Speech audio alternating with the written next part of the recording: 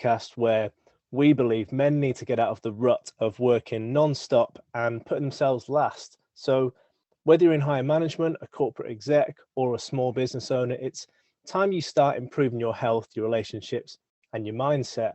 And I interview the best minds in the world so you can do exactly that. So you're going to learn their philosophy, their daily routines, and get some real practical advice so you can reach peak physical health, defy aging, and live a life you love. So this is the Lead Lifestyle. My guest today is Wayne Levine. Wayne is the author of one of my favorite books, Hold On To Your Nuts, which literally was a life-changing book for me, and I go back to it monthly. And NUTS is standing for non-negotiable, unalterable terms, which we'll get into. But it's all about laying down guidelines of what's right and what's wrong, what you like and dislike in your life, so that you've got a framework for how you conduct your relationships. And Wayne runs Better Men Coaching, which supports men to make changes in their lives so that they can become better men at work, in relationships, and in life. And I'm just so grateful to have him on today. And I was trying not to be too much of a super fan and embarrass myself, but Wayne, thank you for writing that book, honestly, and thanks for coming on today. Thanks, man. I appreciate it. Yeah. Cool. So you mentioned we were kind of emailing back and forth before this. The book was quite a while ago when you wrote it, and you've been on a bit of a life journey since then. So tell me what happened since you wrote the book. Wow, since I wrote the book. So that came out in 2007. Wow. And since then, I've learned so much more from the men, having worked with so many more guys and groups since then. And since that time, I embarked on my own spiritual journey, hero's journey. I had been married for, I think, 33 years. I got divorced, having waited a long time to get honest with myself, because I was in a relationship that wasn't really serving either of us. And then since then, I traveled the world and learned things, and sort of lived my 20s, 30s, and 40s when I was in my 50s, because I had sort of lost all that time just hunkering down and doing what was expected of us back in the 80s. The 1980s were like the 20s. It was all about money. Gordon Gekko, greed is good, and all that stuff. And so we just worked. There was no talk back then about yoga and your spiritual journey. It was all about how much money are you making, and so I got swept up in that and had kids and family and all that, and wasn't really conscious. And it wasn't until my 50s, just about, that I got conscious, and that came about through a series of events, and including my visit to Burning Man and my journeys with plant medicine, seeing different people living different ways around the world, and then continuing to work with the men and seeing what they're struggling with, and seeing this divide happening between what I was learning and the way I wanted to live my life and where the men were stuck. And you can't really see what you're in, what you're swimming in. You can't really examine the air you're breathing, right, until you get away from it and you see it with some perspective. And so that's sort of what I've been doing for a long time now. And I've since relocated, and I have a new relationship, and I'm happier than I've ever been. And I once said that 50s was the best decade, but now that I'm 60, this is looking pretty good too. Awesome. Bloody hell. That's a lot to dig into. Yeah, a lot happened. Cool. So the book was like, I guess, 14 years ago. Wow. You've packed a lot into that time. It's all still good. I think I stand by what's in it. If I had written it today, I'd have written a completely different book. What's missing in that book is the spiritual component. But what I learned since is that much of what I'd learned and much of what I had intuited is all based on a spiritual foundation that I just wasn't conscious of. So the wisdom is still good. And for guys who are just starting out and trying to figure out how to do a better job in their relationships, survive their relationships, not be an idiot with their partners, it's a great book. The wisdom is there, but there's more to it. And when you can get deeper into it through whatever modality, through talk therapy, medicine, meditation, you'll find that once you make those deeper changes, then you don't have to worry so much about those little tools and strategic sort of things that I talk about in the book. Yeah, yeah. Well, I think that it'd be interesting to go into men's mental health, because I don't know what it's like. You in America? Yeah. Where you live? Because in the UK, there's a big thing about men's mental health, because in the last 5 years, male suicides just skyrocketed, and I've got an inkling that perhaps that's because people aren't happy with their job. They're finding no meaning at work. That they're not enjoying what they do. There's perhaps no progression for them, and I've been through it myself. I've run a business for the last 11 years, and you get to a point sometimes where it feels like what you're doing is pointless. And for men, suicide is an option because it's a way of getting out of that, and it's something you can control and you can actually go and do. As devastating as it is, I do wonder if people working without meaning is contributing to increased numbers of male suicide. But what's your kind of take on that? Not really a question, but what's your kind of take on the increase in male suicide recently? Well, I mean, especially with COVID, so many men losing jobs. I mean, the problem is that we identify with our jobs, and we are our jobs. Men have come to see themselves just as bread, winners, and so if we're making money, we feel good about ourselves. If we're not making money, we don't feel good about ourselves. And so it's all wrapped up in this money, this sort of sense of who we're supposed to be and who we are in society.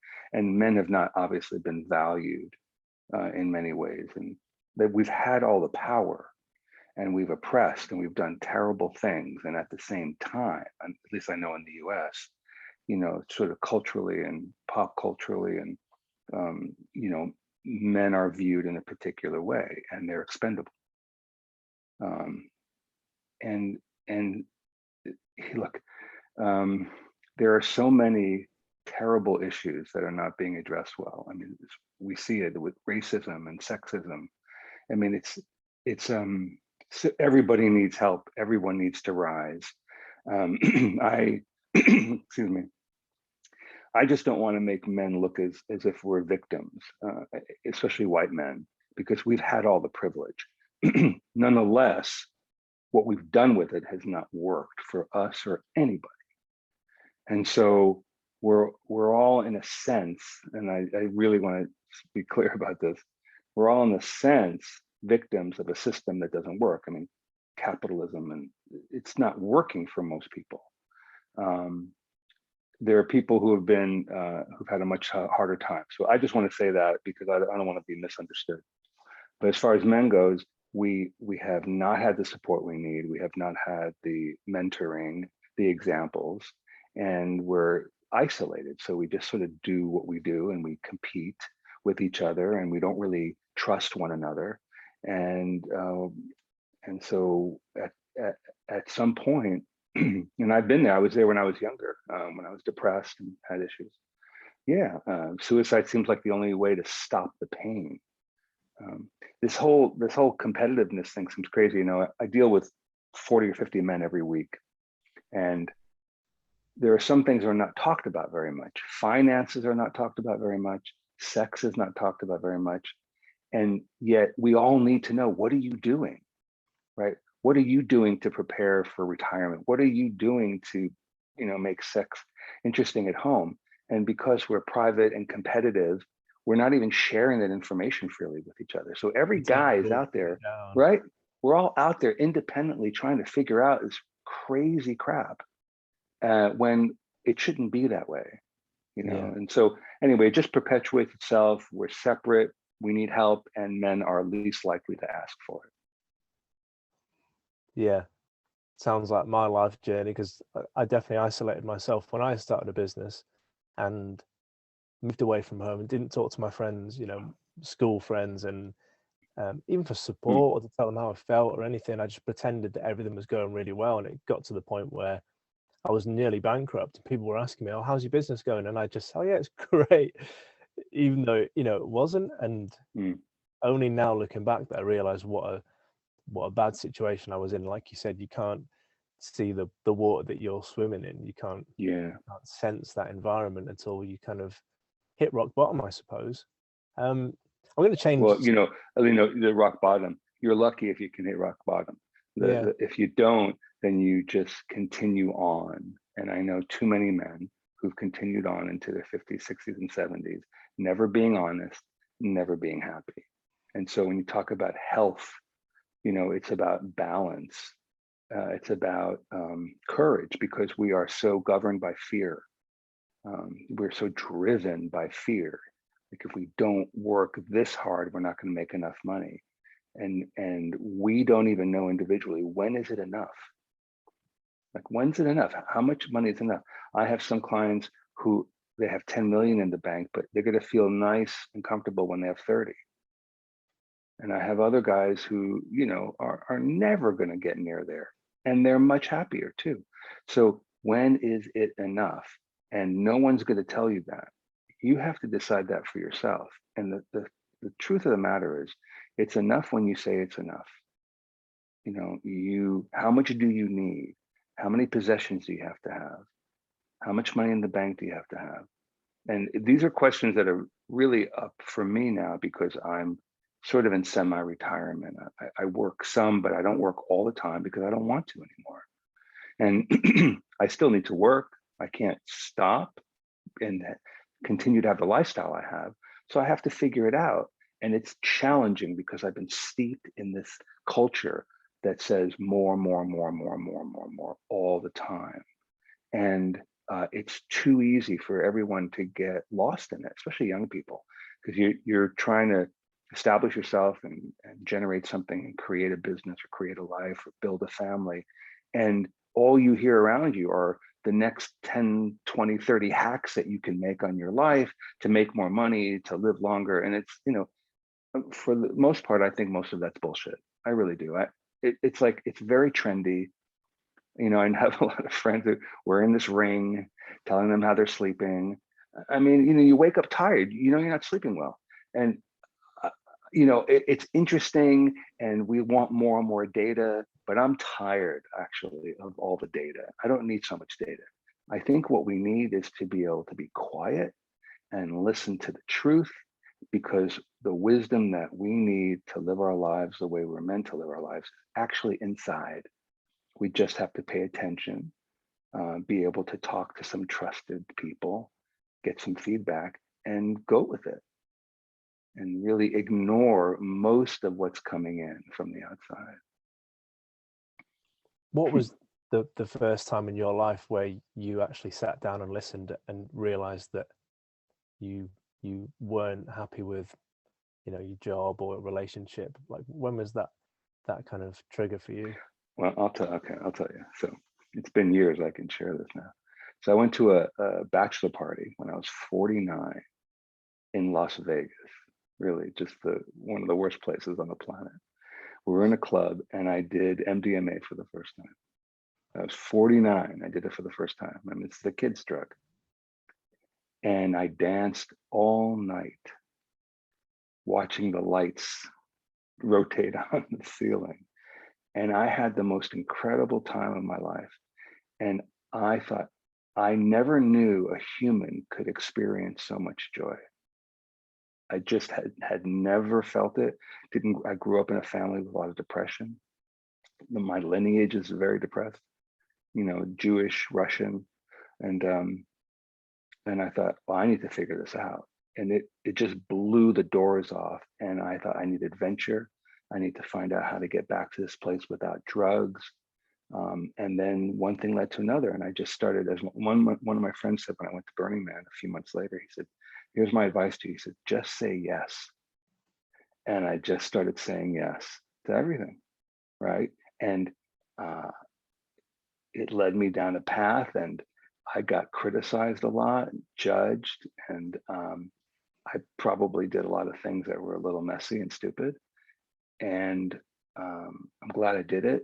I'm sorry I hurt anybody along the way, but I'm glad I did it, because I had to break out of something that was killing me. Sitting on the couch every night, watching TV, wondering what the hell am I doing with my life? Yeah. Wow.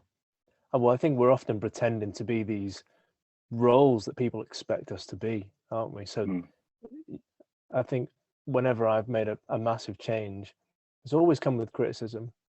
And so my own fear, but then criticism of my family or friends or people, perhaps not that they don't believe I can do it, but they're questioning why I'm deciding to do it in the first place, whether that's reflecting back on their inability to make a life-changing decision, move cross country. I've tried to be a professional athlete. I've started my own gym. I'm now starting my own podcast, and I'm trying to interview people that I admire and try and get some advice for myself, really. But it's all about going on these journeys, and it's a minority of people that, like you say, have the privilege and the opportunity to do that, but also who actually do that in the first place. And I think it's funny, a few weeks in or a few months into any of those decisions for me, the criticism stops, and then they start to ask you, well, how have you done that? Or, what's caused you to do that? And it turns into admiration or a form of it. But these are all lessons that we learn in hindsight, I suppose. Yeah. The good news is that you're young, and a lot of younger people are paying attention and they're more conscious. It's the age of Aquarius. I mean, there's change, as consciousness is rising, and so that's good. And as a result, there are some shifts, obviously some major shifts happening in the world. We'll see what happens with them. But yeah, it's fear that people have that make them judge you. And look, there might be like real concern because they don't understand what you're doing, because they're locked into a way of life. I mean, they learn from their parents, and they want the best for you. What they don't realize is that the best for you has nothing to do with their life. One of the things that came up when you were talking, I want to mention, is that we are so isolated, and we as men can feel like there's something wrong with us all the time. We feel like there's something wrong with us. And I want to point out that we internalize all the things that are happening in our lives, and we think, oh, it's me. I'm this, I'm that, I'm feeling this way because I'm broken. But there are so many other factors at play in terms of how we feel day to day. Our lineage is really important. The epigenetics, what our parents experienced and their parents and our fathers, mothers. It goes way back. And then, there's the energy, how sensitive you are to energy, and how people in your field are affecting you. And where the planets are, I mean, affects us. So many things, more than I'll ever know, are affecting us every day. So what's important for us to know is that it's not just us. And it's why it's critical for us to have a spiritual practice and learn to ground and learn to move energy. Because if I had known when I was a kid that you can just move this energy, I would not have been depressed so often. Because it's just a feeling. It's just a thought attached to the feeling, and we can move it. We literally can move it out of our bodies. I mean, I can wake up feeling like shit, and a half an hour later, I'm fine. Right now, what was that? Sometimes I have a handle on it. Sometimes I don't. I don't sweat it anymore. This is just me. But in the past, if I even felt the inkling of depression coming on, I could be in it for weeks. Right? Because it's self-fulfilling prophecy. We get so afraid of what's going on inside of us, it could, literally lock us up, paralyze us. So, I want to say that so many men feel like there's like no way out from where they are, but there is. It's just not something they've heard much about, and there is a way, and you just have to talk to somebody that understands where you're at, because that does a lot to just sort of lower the heat and allow you to start listening. But until then, man, you're just in fight or flight, your nervous system's all whacked, and it's very hard to take in anything that will help you. Yeah. One of the best things that I did after reading your book was stop talking about my business with my girlfriend, because she's been with me from the start. So this year we'll have been together 11 years, because our life just turned into either working or talking about work. And we would sit, in restaurants, and if we weren't talking about our own training or the business, we had nothing to talk about. So I started ringing up my mates who also ran gyms and spoke to the business stuff about, about the business stuff with them, unloaded on them, helped them with their issues, because, we run similar businesses. I went in a mastermind, I started talking about business with other guys, and a lot of it, we'd meet up and go and get drunk, and we wouldn't even be talking about it. You just would go, oh, I thought I was the only weirdo who wanted to run a gym, and then turns out there's like 20 of us. And so I got some really good friends from doing that. And my girlfriend's actually my business partner, and she runs the gym now almost completely without me. And it was just such a great thing that I could now go and listen to her about the business, and obviously have some input and try and help and advise, but it isn't the only thing going on in our life anymore, because I was able to reach outside, just me and her, and get some perspective and help other people and get them to help me. So I think you call it being the rock. So, go and put my stuff on other people and stop always putting on my girlfriend Sarah. So that was a massive change. For sure. Yeah, we tend, we find a woman, guys who are straight, we find a woman who, is the answer to our prayers, and she's everything. And then we want to get everything from her that we need. And a good women, loving women will offer it because they think that's their job, until they get really frustrated because, it's not really helping. They get depleted, and now they've got a lot of resentment towards you. And so, yeah, we got to be very careful about how we're leaning on our women, because they need to be able to lean on us, right? And that's why it's so important for us to have, these trusting relationships with other men, like really trusting men who have been through the fire with you, who really, there's nothing you won't tell them. I mean, that's gold. Yeah. If I could just ask, you said in your 20s, 30s, 40s, you were doing things work-wise that you weren't kind of happy with, and it was all about money, and then you had your epiphany moment and actually went and did what you wanted to do and what you probably felt your gift was to the world. What were you doing before? Like, what was making you unhappy work-wise? Well, I don't know if it was so much the work. I mean, I enjoyed my work at the beginning. I had a video and film production company when I got out of college with a partner. And, we did all kinds of commercial stuff and whatever, TV things. And it was fun. And then it got to be a drag, but it really wasn't the work. Although I tired of it. I tired of trying to get the next gig. It was more about, I hadn't spent any time looking at what was really important or true or authentic for me. It was just about, how do I make the money I need to pay for my family, to get my kids, through life and all that kind of stuff. And it was just overwhelming. I mean, in my 30s, I was just terrified. I was always terrified in my 30s. Man, it was a rough decade. The kids were coming. How am I going to pay? And we survived. And that's what I tell young guys now. It's like, you don't need to have all the money that you think. You don't need to do all the things that you think you need to do, but you need to take the time to be honest and have a partner where you're really being intimate and sharing the truth, because there's so many more options available to us than we think, right? Because we're usually following a particular path, and it usually is not of our own creation. And until we really see that, we're living somebody else's life. Either we're living the life that someone's laid out for us, or in reaction to, a parent we don't respect or love or we hate, then we're going to do something completely opposite. Either way, we're not really paying attention. We're not really getting the help to say, what is it that's really in my heart? I mean, do I want to live in the corporate world and do this? Do I want to have my own business? Do I want to live and work on a farm and, and in the country and just be off the grid. I mean, it's all okay, but what's the truth? Yeah.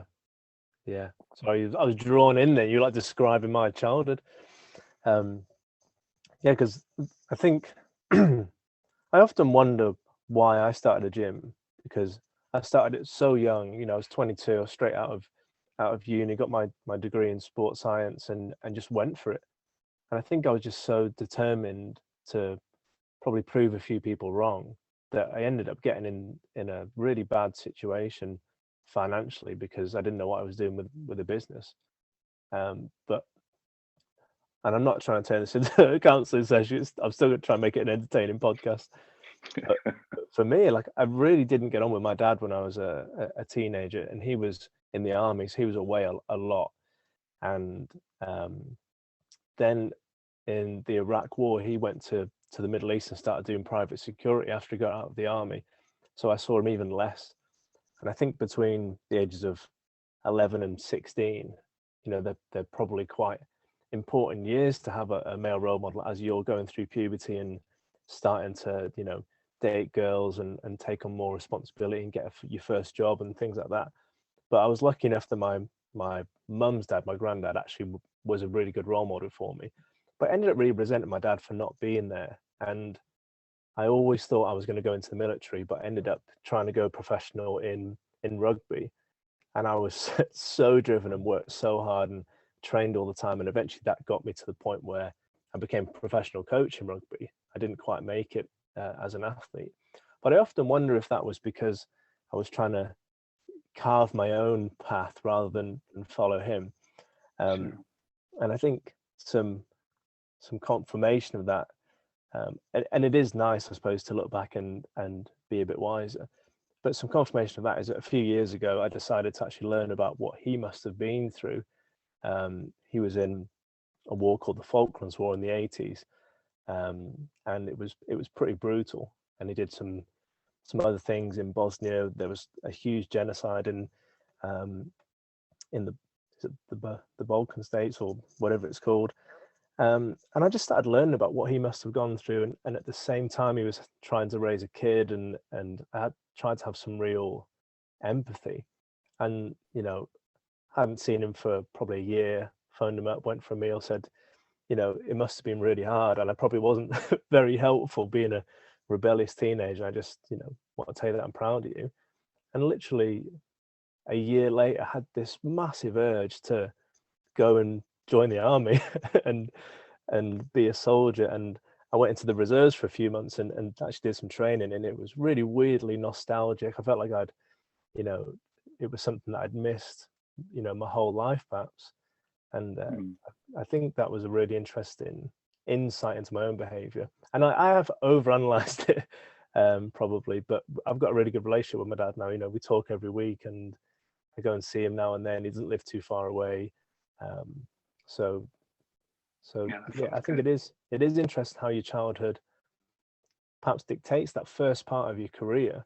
And yet I'm at a point now where I want to do a different business, coach busy men in terms of mindset and health, and do a podcast. And I really feel like that's more what I wanted to do from the start than have my own gym and play rugby. Well, you were too young to do that then. I mean, you got to get a few years behind you before you can start helping other people. I mean, yeah. Look, I'm better at what I do now than I was 30, 20, 10 years ago.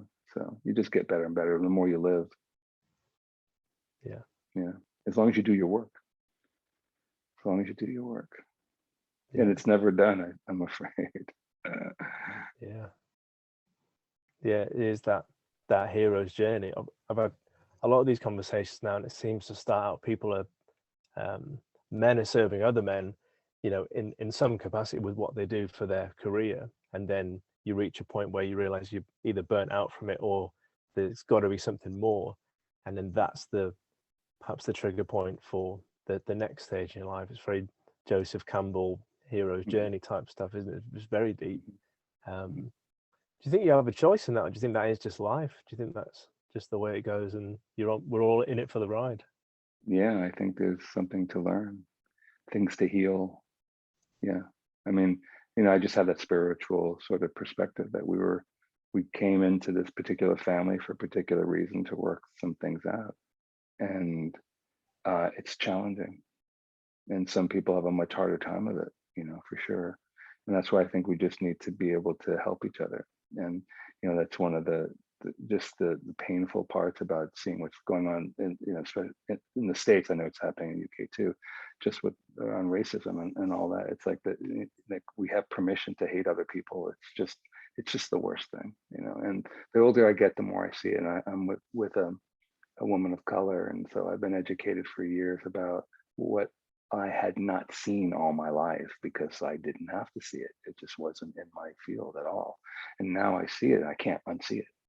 And so I do my best just to help people who are being taken advantage of.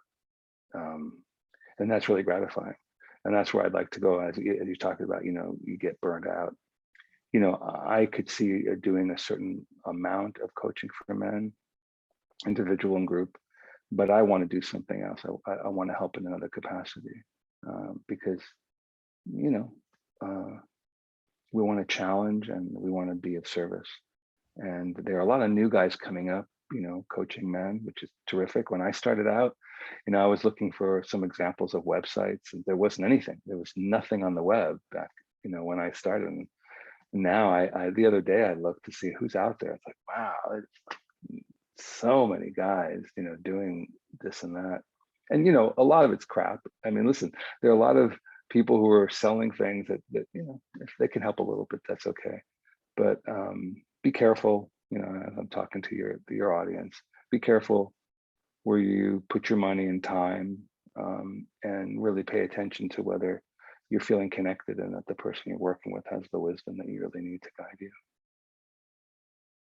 Yeah, and that's really good advice. I think I've been fortunate to have a background in sports science, so I kind of try and stick to research and proven stuff and fitness and health and try and help people that way. But yeah, I've read a lot of books that are like, I don't really see the point of it, or I'm not getting anything from it. I think people just trying to spin it for money or credibility, or perhaps something like that. I wanted to ask about you were talking about the planets. This is probably a good point, a good time to put this in. How does the alignment of the planets or your ancestry, your genetics, how does that impact on your personality and your mood? And I'm not being cynical, but research wise, like, is there stuff you can read about it? Is there evidence that it's there, or is it just something that's a feeling and you've benefited from that? Well, I've done a lot of energy work and shamanistic work, and people who are sensitive and tapped in can feel right away where I come from. They can feel that Russian heritage, and I know I've seen it in my own life show up over and over again. And the men that I've recommended to go work with this person, that person, they all have amazing experiences because they're looking at their life and their emotional world and the physical and energetic bodies differently, and they could see how that is helping them to feel more themselves and more embodied and more present. So I don't know a lot of science around it. I do know that studies have been done for those the people who were in the Holocaust and survived the Holocaust, and they've seen epigenetically that their DNA has been altered, and then that shows up in their children. So there's no doubt that our bodies are changed by trauma, and generational trauma gets built up, just like generational wealth gets built up and handed down, and we could see that everywhere. So it's just like, it's important to know that there are more factors that are affecting us than we probably have the capacity to even understand, and we're spinning around on this little planet, this vast space, and we try to figure it all out so we don't feel scared, but yeah. Who knows? We don't we don't know, but we have to find a place where we're comfortable with what we believe in, you know, that grounds us. And whether it's earth-based, whatever moves you, you know, to tap into the ancient wisdom, you know. Yeah. It shows up in different cultures differently. You know, that people ask, well, how did the medicine people know that this plant would do this for their people, and that this plant would help them commune with spirit? How do they know that? And, you know, how is it that things that happened in Egypt are so similar to things that happened, you know, in Central America back in ancient times and all that? This information was downloaded, you know, whatever you believe, it's like we maybe can't explain it, but there are some really amazing similarities, right, between cultures and our mythologies and the archetypes, you know, that exist everywhere. So yeah, so I try not to figure it all out, but I help people sort out for themselves what feels authentic. Because I think in the end, especially spiritually speaking, all roads lead to the same place. All roads lead to whatever the truth is. Yeah. Yes. And I grew up in the middle of nowhere in a place called Wales, and I was always isolated. Excuse me, isolated from my friends because, you know, I didn't have a car. There's no way I could get to the nearest town, and so I spent a lot of time in nature, you know, walking or hunting, or, you know, I even was breaking in horses. I worked with horses a lot, and it's incredibly peaceful to be on your own for an entire day and work with a horse. Horses have this weird energy where it's extremely calming to be around them. There is actual research about that. Similar with swimming with dolphins, it's actually really good for mental health and anxiety.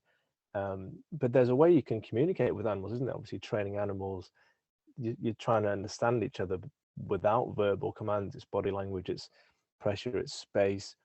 And then moving 200 miles away to live in a city, well, when I went to uni, and I live in a city now, it feels completely different. And that's what I would explain it to myself as what spirituality is. It's that feeling of having peace and being connected with something else and feeling like you're part of something in the countryside versus when you're in the city, and it's just everything's kind of weighing you down. Can't hear it. You can't hear it in the city. I was just in Los Angeles a few days ago, and I mean, energetically, it's horrible. It's just a horrible place to be. And I live up in the Pacific Northwest in the state of Washington now, and I'm in the trees, and you could start to hear all of what you just described. And by the way, equine therapy is a real thing. I've done some of that. I mean, it's about energy. The horses are so sensitive. They can feel where you are. They know what you're thinking. They can feel you. And it's humbling. It's really humbling being around horses.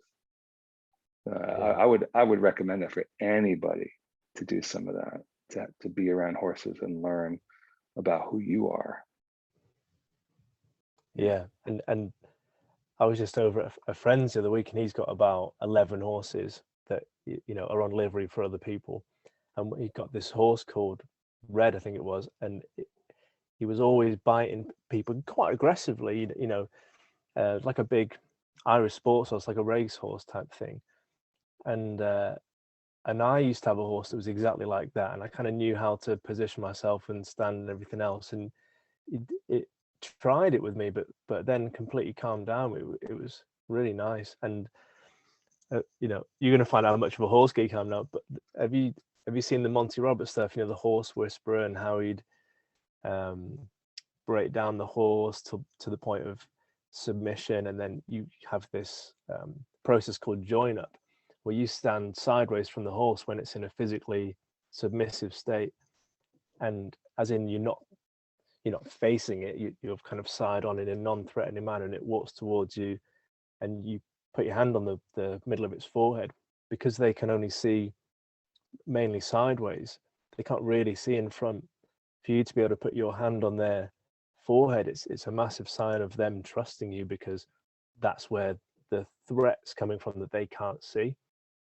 So that's called join up. And then you can walk away from them, you can, you can get down your knees, they'll follow you. Like there's some really odd stuff you can do with horses, and yeah, that's kind of what I was messing around with when I was a teenager, breaking in horses and trying to do it in a non-aggressive way, because there's obviously like the old English style and the Western cowboy style of roping a horse and doing it in quite an abusive way. But it's really interesting to get into their psyche.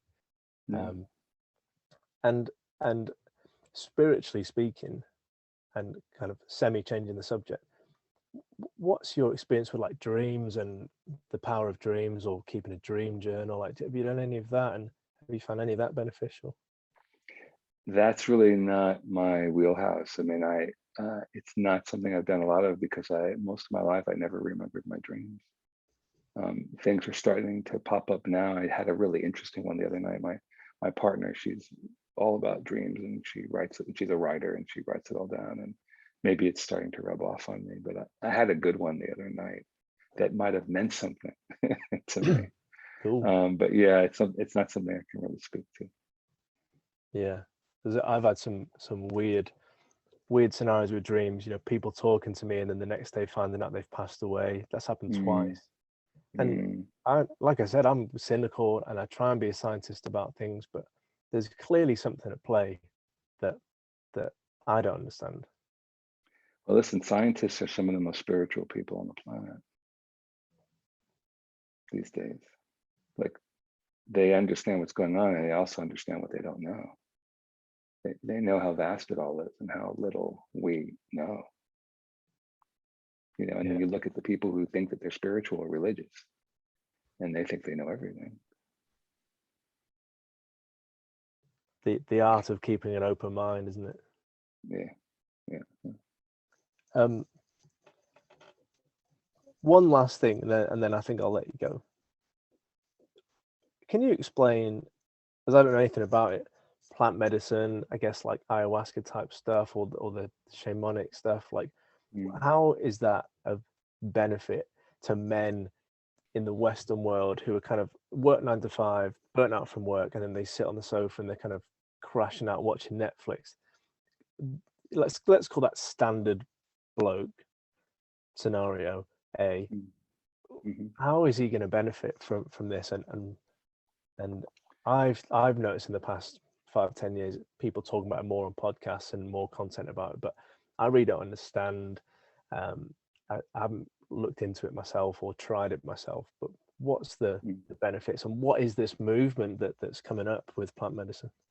Well, the movement, look, white man will take everything from people of color's culture and try to do something with it. And so there's a lot of stuff going on around all that's not very helpful, for sure. But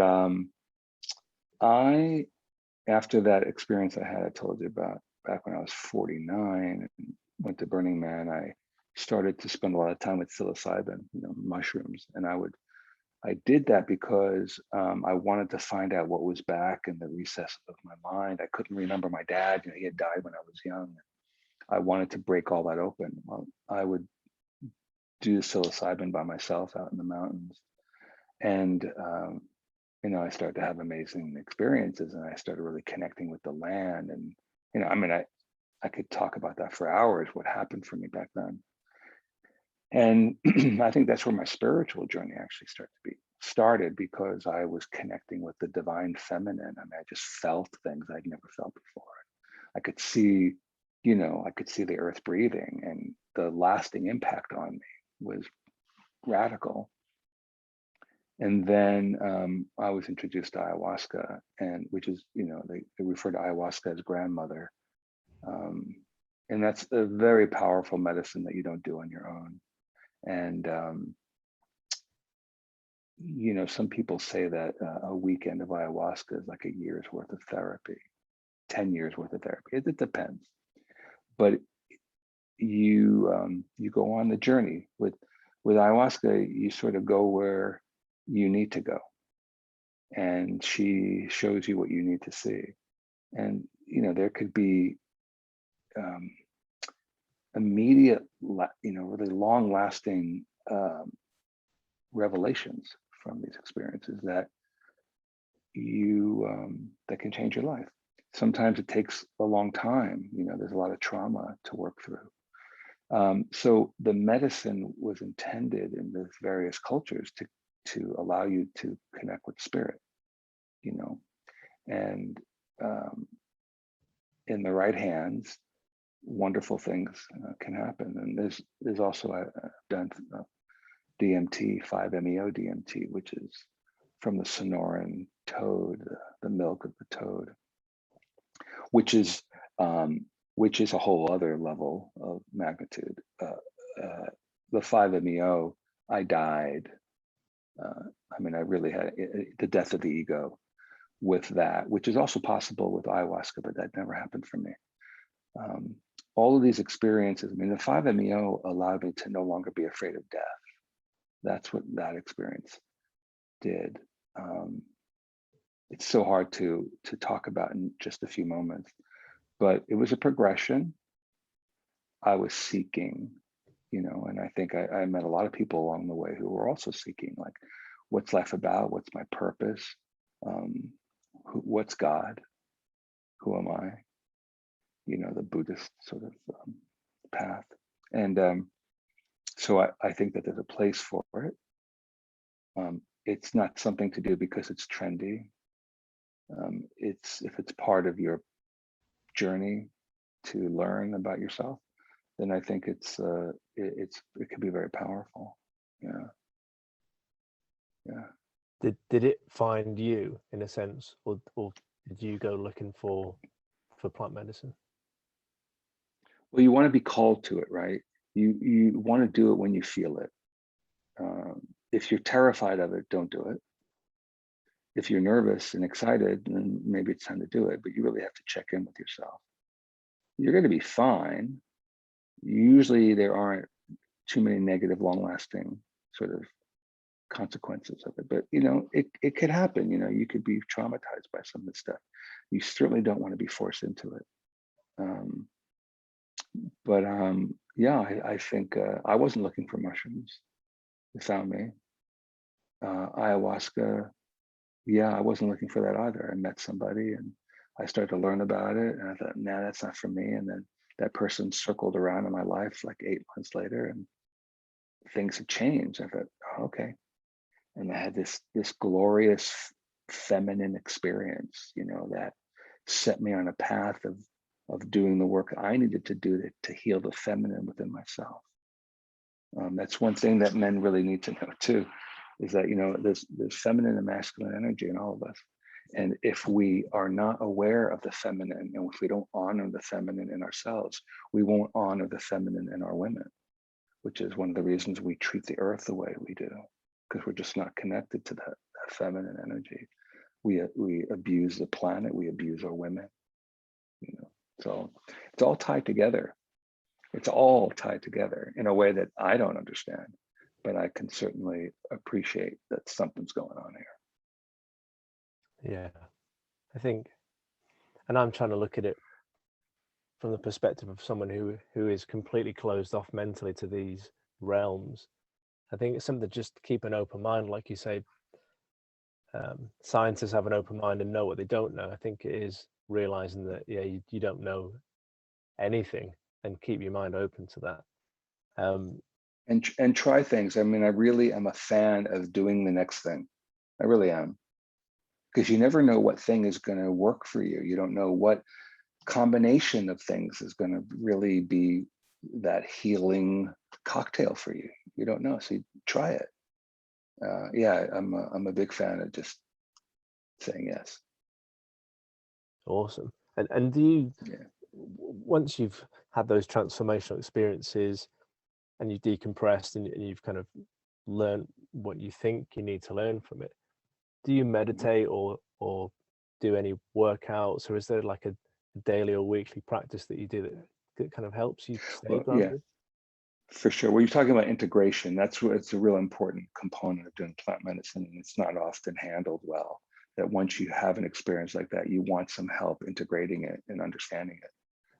I have a daily spiritual practice, and it includes meditation. I drink cacao, actually, which is another plant medicine. It's gentle but super powerful plant medicine that opens up your heart. And that was very important in my journey, cacao. Ceremonial grade organic cacao from Belize or Ecuador, Peru. There are various places online to get that. In any case, yeah, so I sit and I have my altar. And so my daily practice is I do my exercises that are meant to move the energy and all the systems of my body that I learned through a teacher, like resistance stretching sort of thing. And I sit and I meditate and I burn things. You know, there's sage and copal and palo santo, and like I've borrowed from different cultures. And then ultimately over the years, I kept what felt good, and I've changed it. And I think it's really important for everyone to know. It's like, look, if you don't have a spiritual practice, you just start. You talk to somebody who's doing something, you just start. When you meditate, you can listen to music, you can listen to guided meditations online. There's just so much material. You can sit quietly. I know it's so intimidating to begin if you don't have a practice. It can be really uncomfortable, but there's no right or wrong. And it's all about just taking the time to listen and see what comes up, because things will come up if you do it daily. You know, it takes a little time to keep it going. So yeah, I mean, that's such a huge question, you know, but I think it's critical that you find that place and you find that daily practice, so that you can come back to it. And the more you invest in that practice, the more it's there for you when you have a hard time. You can't just, you know, like people will pray to God when they're up against a crisis. Well, you don't have any relationship like with God, you know, you're not connected. It doesn't really mean much. But when you invest in it, it's there every day. It's a place to go and to remember who you are and remember what you're connected to. And that helps you, you know, all day long with everything you're dealing with. Return to the source and feel it. Yeah. It's cool, man. I'm just conscious you've only got an hour, so that's pretty much our time's up. But to kind of recap, that was really cool, man. That was like loads more eclectic than I thought it would be. So you said that saying yes to things was when you started having your own real journey in life and living the way that you wanted to live. You said that people are going to be driven by fear, their self-worth tied up with their achievements at work. I guess they're financially trapped by mortgage, car payments, and things they think they need as well, and the weight that bears down on them. And then for you, it was like moving against that was moving towards who you wanted to become and who you felt you needed to become, and saying yes to those things was probably your transformation. And then going to Burning Man, taking MDMA, plant medicine, and just, what's the word, surrendering to the journey. Yes, surrendering, constantly surrendering, for sure. And dying, letting the ego die, letting all the expectations die, letting that self-perception die, making room for what's next, what's really authentic, what's real. And you know, everyone has different ways of going about it. I can help people pay attention to their path, but I can't prescribe a particular path. But most mystics they're all talking about the same thing, and you want to die, you know, the death of the ego, the death of that construct, the death of that, you know, that sense of who we are when it's not really who we are at all. It's, you know, in the Four Agreements, in the introduction, the author talks about the domestication of humans, where by the time we're, I don't know, 20 something, you know, 95% of who we think we are is not really who we are. It's just who we become by turning away from no and punishment and pain and going to where it feels good. you know, so who are you? And that's the age-old question, the Buddhist question, who am I? So yeah, I encourage everyone to just engage in it, see where it takes you. And I suppose it's not an easy journey, right? It's kind of like losing weight or going to the gym. I think perhaps people think self-improvement is going to be, right, my life's going to feel better. But sometimes you have to go into some dark places, don't you? And do the work. Well, you can't go around the fire. You have to go through the fire. And, there's trauma in most lives. Everyone's got some trauma. And if it's not yours, it might have been your parents or your grandparents or your great grandparents. And this is the time where a lot of that trauma is being worked out, where the light's being shown on it. And the pain that you're carrying may not be your pain at all, but you can move through it. You can understand it. More than manage it, you can release it. And, but in order to do that, you got to jump in and see where the river takes you and trust the flow. That's powerful, man. I think we'll leave it there. Thank you so much for doing this. Thank you so much. Where can people find out more about you or get in touch with you? bettermencoaching.com. My phone number's there, Wayne@bettermencoaching.com. I have another email on my website, either one. But I'm still seeing some men individually, and I run a few groups.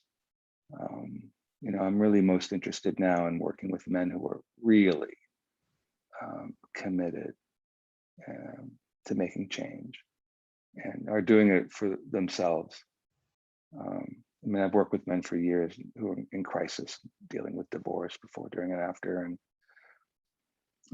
that's gratifying to a degree. But I really want to work with men who are open to all the possibilities, and it feels better. And just a note to your guys, you got to feel it, in terms of finding your teachers. You got to really feel it in your body. If you don't feel it, if it doesn't feel great, if it doesn't feel like a perfect fit, just move on. Don't stick with somebody that doesn't feel like a perfect fit, because you're just wasting your time. And in the end, I think that this work is about trusting your intuition, trusting what you hear. So you might as well start from the very beginning. Don't just hand it all off to somebody that you're not particularly trusting. Yeah, great message. And I think that is the sign of a true expert, guys. Someone who's saying, don't work with me unless you're committed, and it's a benefit for both of us. I've seen too many coaching relationships kind of start in the wrong way. So yeah, totally back that message. Thanks, Wayne. Thanks so much. I'll get this up in a couple of weeks.